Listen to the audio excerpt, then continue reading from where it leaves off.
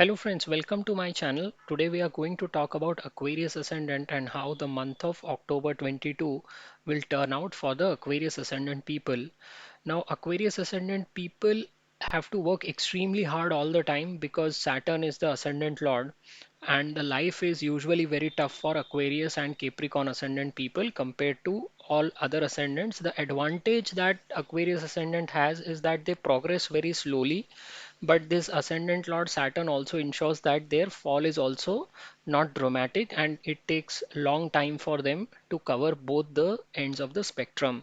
Now, for the month of October, Saturn will continue to be in the retro position in the 12th house till 22nd of October.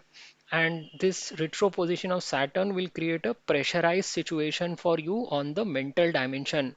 It will continue to make you feel alone and isolated. And as I have said earlier, also the best way to address this negative energy of the 12th house, which may translate into a loss or a hospitalization, is by associating yourself with foreign people through charity and by services to the hospitals. So the situation will start to ease out a bit after 22nd of October because Saturn will turn direct after this date. Saturn punishes people who indulge in anything unethical. So if you drink alcohol, consume non-vegetarian stuff, or run away from responsibilities, then this Saturn punishes you.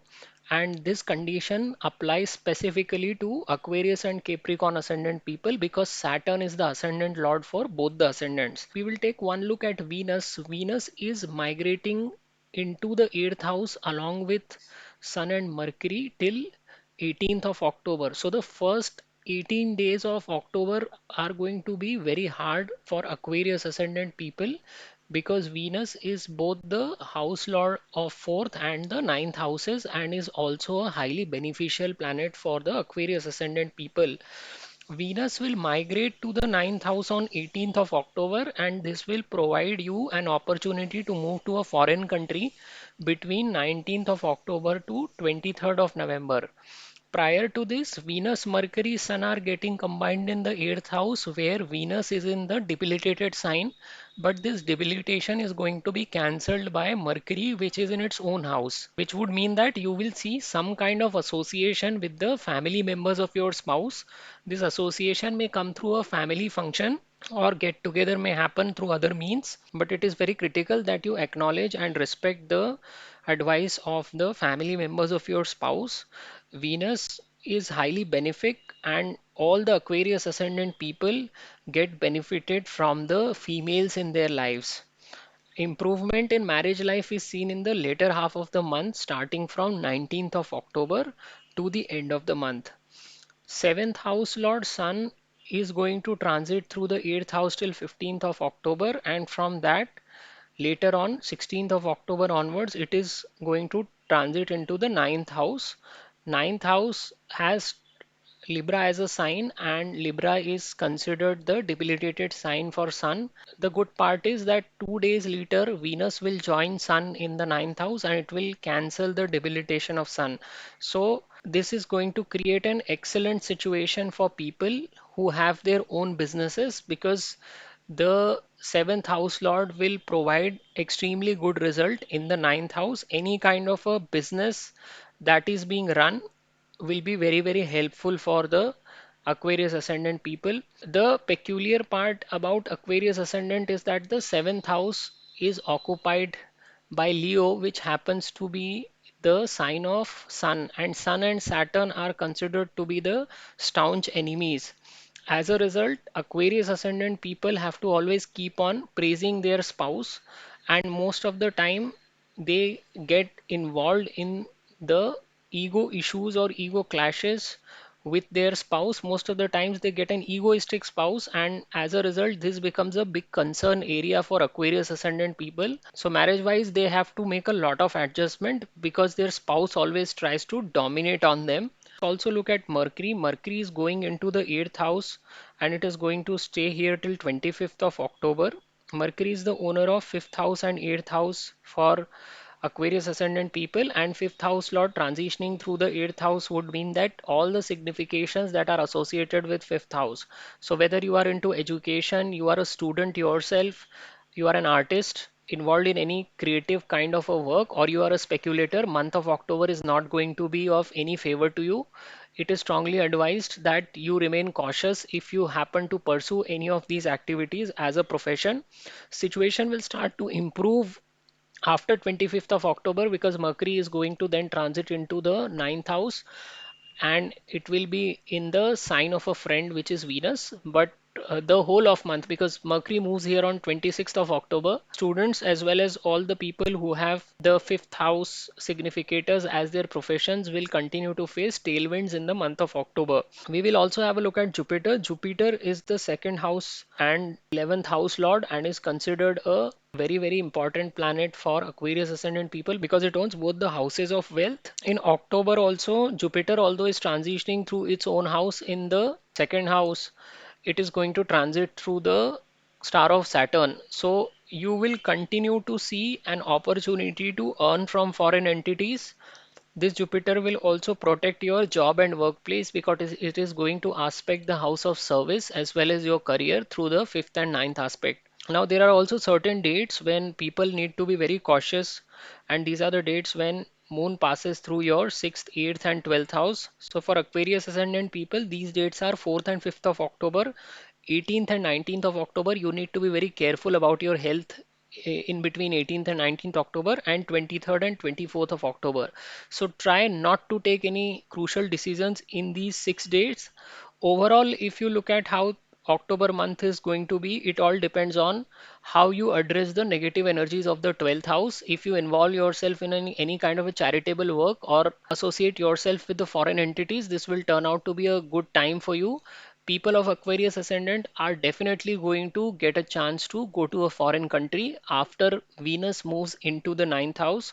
So from 19th of October to 23rd of November, a lot of Aquarius ascendant people will get an opportunity to go to a foreign area. So that's the summary for Aquarius ascendant people for the month of October. I request you to subscribe to my channel and thank you very much for watching this video. नमस्ते दोस्तों, मैं प्रसाद जोशी अपने channel में आपका स्वागत करता हूं। आज हम जानने का प्रयत्न कर रहे हैं कि कुंभ लग्न वालों के लिए अक्टूबर 2022 का महीना कैसा निकलेगा।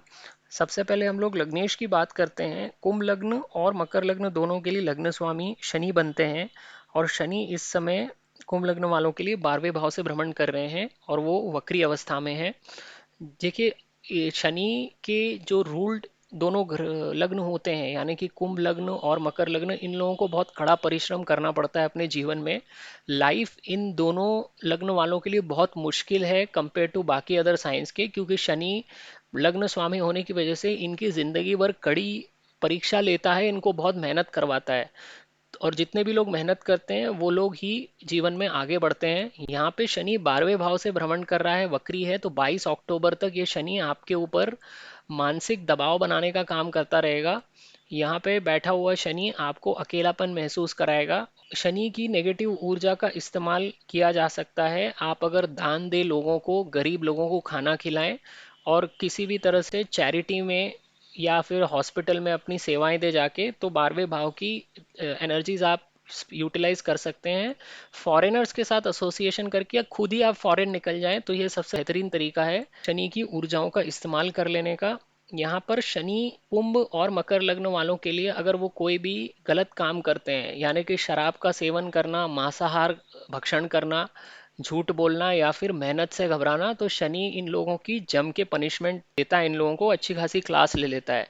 अभी हम लोग बाकी ग्रहों को भी एक एक करके देखते हैं। शुक्र अष्टम भाव से गुजर रहे हैं। 18 अक्टूबर तक शुक्र नीच अवस्था में रहेंगे यहाँ पर, क्योंकि कन्या शुक्र की नीच राशि है, लेकिन बुध अपनी ही राशि में बैठे हुए हैं तो शुक्र का नीच भंग करते रहेंगे।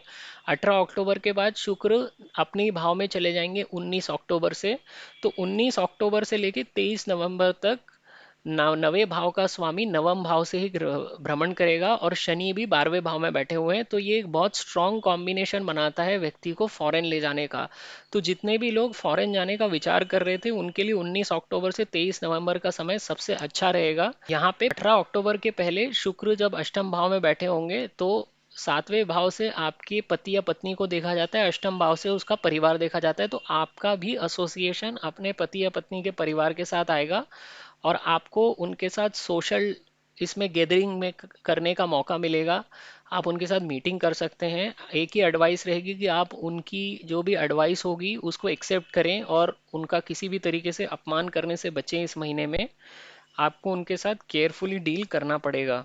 शुक्र वैसे भी कुंभ लग्न वालों के लिए एक योग कारक ग्रह होता है, क्योंकि वो एक चतुर्थ भाव और नवम भाव का स्वामी है, तो एक केंद्र और एक त्रिकोण का स्वामी बनता है। तो अगर शुक्र आपकी कुंडली में मजबूत होता है कुंभ लग्न वालों के, तो उनके लिए वेल्थ जनरेट करने के काफी मौके आते हैं जीवन में। परिश्रम तो उनको करना ही पड़ता है, लेकिन उनको रिवॉर्ड भी साथ में शुक्र देता जाता है। आपकी मैरिड लाइफ में भी इम्प्रूवमेंट देखने को मिलेगा 19 अक्टूबर के बाद से, क्योंकि शुक्र अपने ही भाव में चले जाएंगे, नवे भाव में 19 अक्टूबर के बाद। तो शादीशुदा जीवन में भी आपके इम्प्रूवमेंट आएगा। सूर्य सप्तम भाव के स्वामी बनते हैं, वो 15 अक्टूबर तक अष्टम भाव में रहेंगे और उसके बाद वो नवम भाव में चले जाएंगे। तो जितने भी लोगों के बिजनेसेस हैं, पार्टनरशिप में काम करते हैं या खुद का प्रोप्राइटी फर्म है, उन लोगों के लिए भी second half of the month October का बहुत अच्छा रहेगा। यहाँ पे सूर्य अपनी नीच राशि में रहेंगे, लेकिन 19 अक्टूबर से शुक्र भी अपनी राशि में आ जाने से यहाँ सूर्य का नीच भंग हो जाएगा। तो सूर्य यहाँ पे बैठा हुआ अच्छा परिणाम देगा। कुंभ लग्न वालों के लिए एक परेशानी का कारण ये बनता है कि उनके सामने सप्तम भाव में उनके कट्टर शत्रु सूर्य की राशि आती है। तो सूर्य की राशि होने की वजह से इनको कई बार पति या पत्नी बहुत अहंकारी स्वभाव के मिलते हैं और इनको हमेशा उनके सामने झुक के रहना पड़ता है, जिसकी वजह से इनके जीवन में हमेशा स्ट्रेन रहता है मैरिड लाइफ में। क्योंकि शनि डोमिनेटेड व्यक्ति हमेशा सर झुका के काम करना चाहता है, लेकिन शनि अगर मजबूत है कुंडली में तो वो व्यक्ति को एक बहुत बड़ी ईगो भी देता है, भले ही वो छुपी हुई हो। और सूर्य का तो काम ही है आपको सब अहंकारी स्वभाव के व्यक्ति जिनका की ईगो आप देख सकते हैं उनको फ्लॉन्ट करते हुए, वो सब सन डोमिनेटेड लोग होते हैं। तो यहाँ पे पति या पत्नी के सामने हमेशा दब के रहने की वजह से इनके ईगो क्लैशेस होते रहते हैं, और ये इसकी वजह से बहुत पेक्यूलियर टाइप का जीवन होता है कुंभ लग्न वालों का। तो यहाँ पे इनकी मैरिड लाइफ में भी सुधार आएगा, क्योंकि सप्तम भाव का भी स्वामी नवम भाव में जाएगा और जहां उसका नीच भंग शुक्र करेगा, जो कि चतुर्थ भाव का यानी पारिवारिक हाउस का भी स्वामी है। तो 19 अक्टूबर के बाद से मैरिड लाइफ में कुंभ लग्न वालों के काफी सुधार आएगा।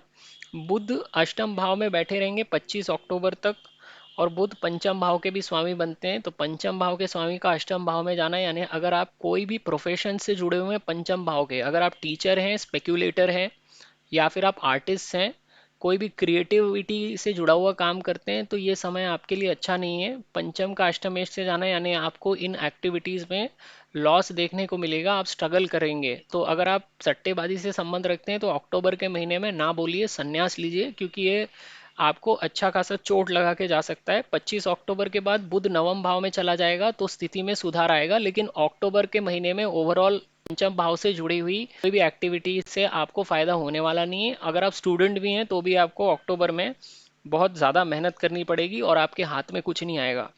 गुरु द्वितीय भाव से गुजर रहे हैं, और गुरु बहुत महत्वपूर्ण ग्रह है कुंभ लग्न वालों के लिए, क्योंकि ये दोनों धन के भाव का दूसरा भाव और 11वें भाव को रूल करता है। तो द्वितीय भाव का स्वामी द्वितीय से ही गुजर रहा है, लेकिन एक तो इस पे शनि की तीसरी दृष्टि पड़ रही है, शनि भी 12वें भाव में बैठा हुआ है, और गुरु भी शनि के ही नक्षत्र से निकल रहा है, उत्तर भाद्रपद से। तो यहाँ पर आपको फॉरेन से धन आएगा इस समय में। अगर आप फॉरेन एंटिटी से जुड़े हुए हैं तो, या फिर आप अगर चैरिटेबल इंस्टीट्यूशंस में काम करते हैं तो भी आपको फॉरेन से धन आता हुआ दिखेगा। गुरु यहाँ पे बैठ के आप पांचवी दृष्टि से आपके सर्विस के यानी छठवें भाव को, और नवी दृष्टि से आपके करियर को प्रोटेक्ट करता रहेगा। अगर आपकी गुरु की महादशा चल रही है तो वर्क वाइज भी आपको कोई इस समय में नुकसान होने की गुंजाइश नहीं रहेगी।